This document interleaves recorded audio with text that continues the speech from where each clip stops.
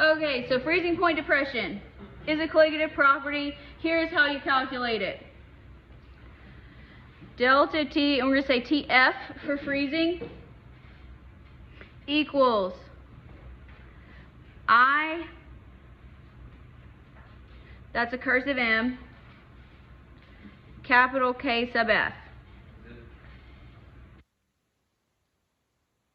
I'm about to tell you. That's what the bullet points are for.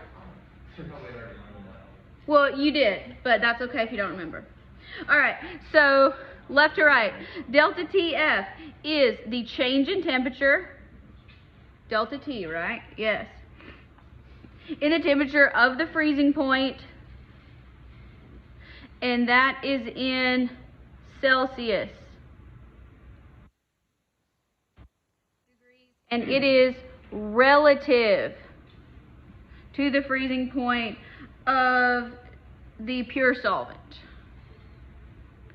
And when we calculate it, now remember this is freezing point depression, we're going to calculate this though, it's going to be a positive number. I we talked about yesterday, that is the Vant Hoff factor. So if it is a covalent compound, what is it? 1. If it's an ionic compound, you have to break it apart. Yes. Okay. So don't forget that. M is the molality. We use molality because molality is not temperature dependent. So that's why we use it. And then KF is a freezing point depression constant. That will always be given to you, or you will have access to it in some sort of table. But most of the time it's given in the problems, at least when I've worked problems and taken exams. Now, look, it has stars and it's bold. What do you think that means? It's important. Okay, this calculates the temperature change, which I already said that. To get the new freezing point, you have to subtract. So just doing your calculation does not get you the answer. You have to subtract. And you have to subtract because what we're calculating is a positive number. So you have to remember freezing point depression. So vapor pressure and freezing point are always lower. So here we go. We're going to calculate the new freezing point of a 1.7 molal aqueous ethylene glycol solution. I'm going to give you some numbers, so don't worry. Okay, so we know that delta T equals I M K sub F. Ethylene glycol, I didn't give you a formula, so do you think that it is ionic or covalent? It's antifreeze. So, yes, it's covalent. So what's its Van Hoff factor? 1. So you can leave it off if you want to. Or for completeness sake, there's no units associated with it, you can put a 1. I don't care. Put it on, leave it off. I like to put it on because otherwise I forget about it. Alright, molality is given in the problem. 1.7 molal. K sub F, which I didn't give you in the problem, but it is 1.86 degrees Celsius per molal. Is that a constant or is that? It's going to depend on the substance. So yes, it is a constant, but the K sub F for water is different for ethylene glycol, is different for... So each substance it changes, but within the substance it's constant? Yes. Yes, within the substance it's constant. And so the units are degrees Celsius per molal. So 1.86 degrees Celsius. So then look, molalities cancel out.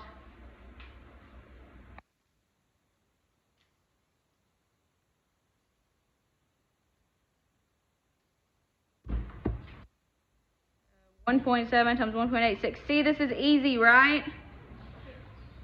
So 3.16 degrees Celsius. Is that the final answer? No. What was the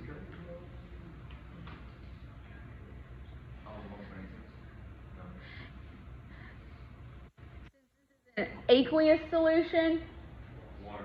Water. So what's water's normal freezing point? 0. So actual temperature, 0. Then what do we do? Subtract 3.16. Negative 3.16, 3.2, whatever number of decimals you use, as long as it's not outrageous.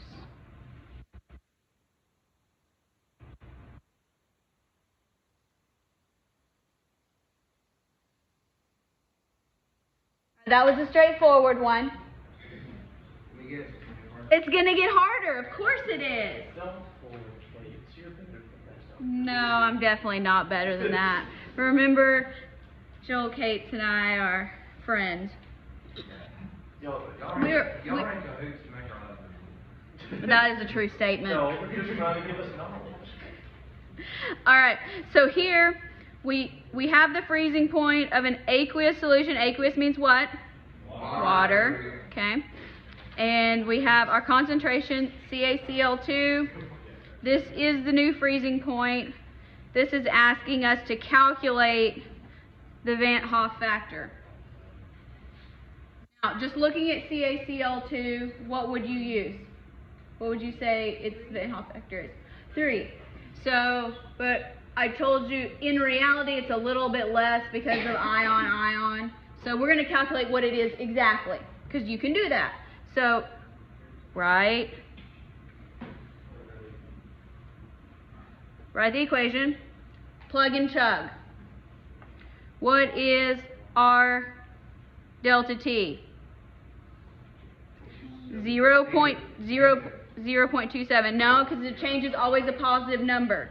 You subtract it. Yeah, so 0.27 degrees Celsius. I, which is what we're solving for. What's our molality? Yes, 0.050. And K sub F, it's still aqueous, so it's still 1.86 degrees Celsius per molal. This is simple solving of an equation. If you are someone who prefers to rearrange your equation before you plug and chug, go for it. But I'm trusting that we can do algebra. If y'all can do calculus, you can do algebra. I am assuming. I'm taking a risk here. I appreciate your confidence. All right. So I got 2.9. Yes. You're not divided? So take 0.27. Yeah. I multiplied this side first and then divided, or you can divide twice.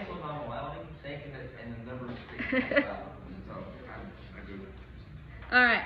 So look, we got 2.9. What did we say that if we were just working a problem it should be? 3. Is it close to 3? Yes. So reality check.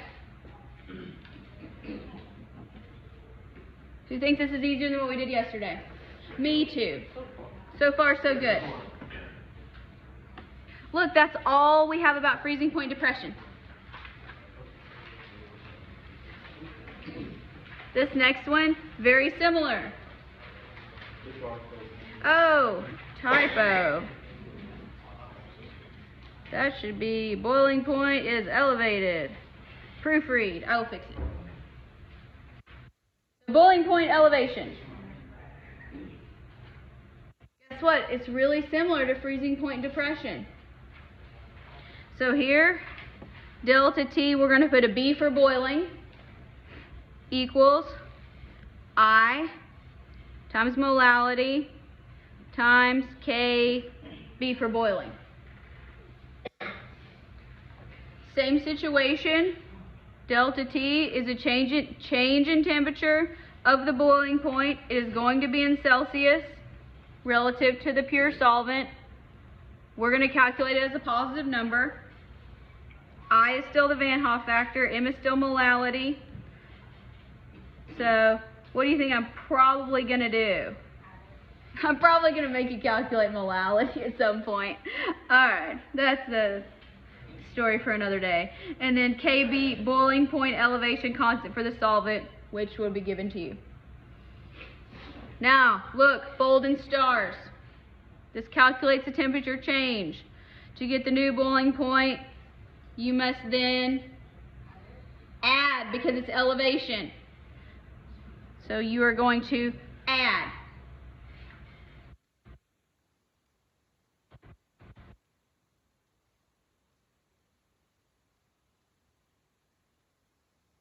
Alright, so now we're asking what mass of ethylene glycol in grams, so that's what we're going to try to figure out, must be added to 1 kilogram of water, and we have our solution boiling at 105 degrees Celsius. KB for water is down here as well. So we can say KB 0.512 degrees Celsius per whatever, cursive M. Alright. So let's write our equation. Then we'll figure out where we need to go.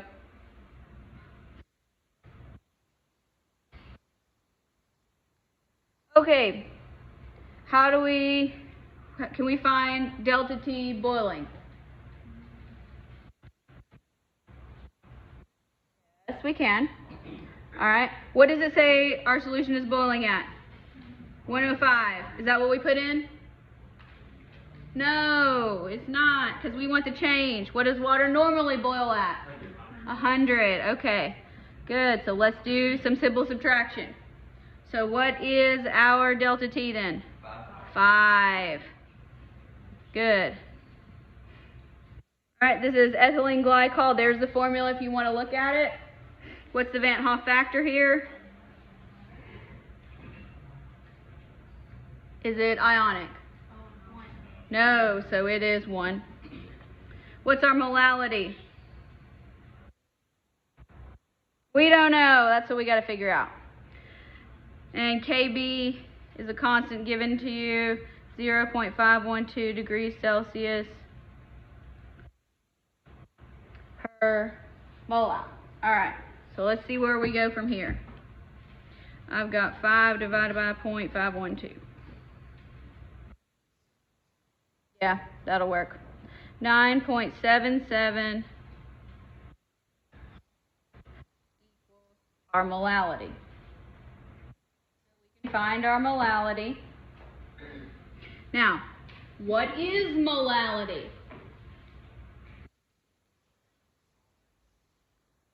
Moles, solute, sorry, can't write. Mole solute per kilogram solvent.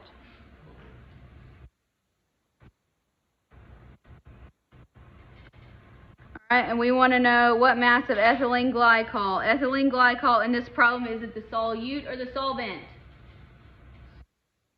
Solute. Okay, label it. Solute. Solvent. Don't get lost. Okay, so we have 9.77 moles of C2H6O2 per kilogram water. All I did was rewrite molality and break down the units. Just like we do for molarity. We cross out the big M and we write moles per liter. Same situation. According to the problem, how much water do we have? 1 kilogram. Okay, good. That goes away. Gone. Now we are left with moles of ethylene glycol. Can we get to grams? Yes. Molar mass. C2H6O2. 24 plus 6, 30 plus 32, something around 62. Ish.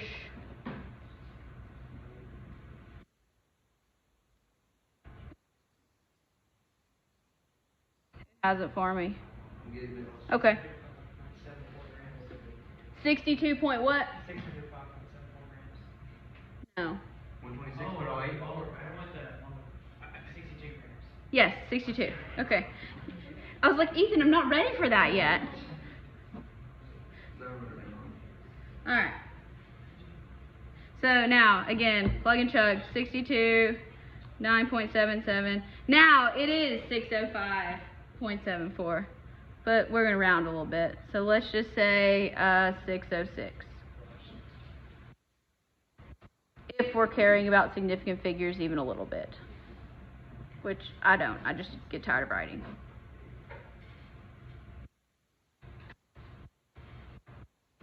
Yes. So far, okay. That was the hard one. Here's one that's not so bad. Maybe it's a little bad. Alright.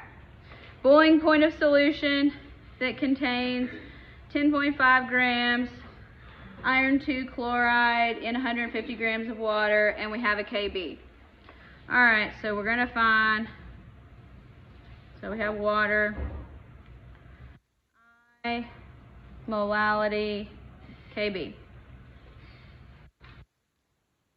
What do we know so far? Do we know our temperature change? Not yet. That's what we're trying to calculate. Do we have a Vant Hoff factor here? Yes, we do. Because iron 2 chloride is ionic, so it is 3. Good. Do we know our molality? Not yet, but we can figure it out. Okay, so let's do that. Molality. So we want it in moles of solute per kilogram solvent. What goes on top? 15.100 Grams, grams. 10.5 grams solute. And I'm going to, yes. Where are you at? Okay. And I'm going to go ahead and put them on the same fraction. You don't have to. Again, as long as I can follow your math, I'm good. What do you want to work on first, solute or solvent? Solvent, okay. Which is our solvent? Water. Water. Okay, so we want our solvent in what units? Kilograms. So we got to go from grams to kilograms. One I would do first too because it's easier.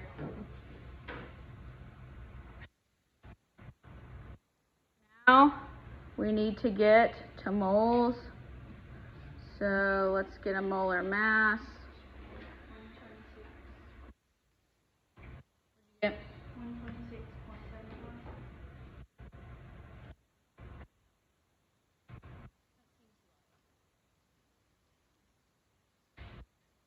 Same thing. Is it 126? Okay. 55.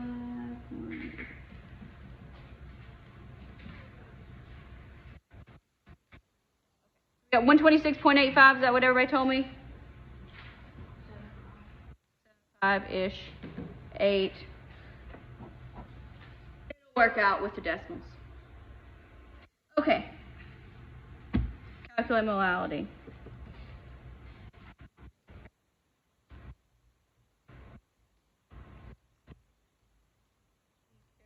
With your division, your parentheses.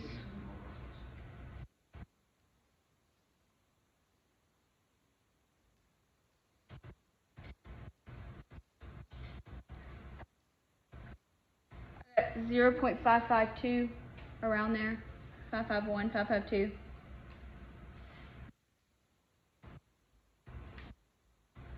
Use 1 or 2, whichever one you want. Doesn't matter. Okay, so now that we have our molality, what do we do with it? Plug it in. Yes, we get to plug and chug now. All right, 0.552 kb.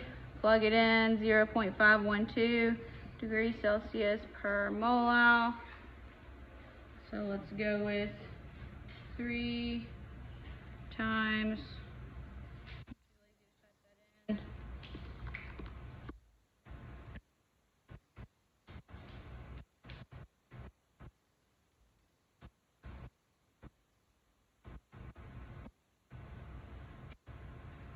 0.85. Are we done? No, what do we have to do? Add. So our new boiling point is, what is our boiling point of pure water? 100. Plus 0.85. 100.85 degrees Celsius.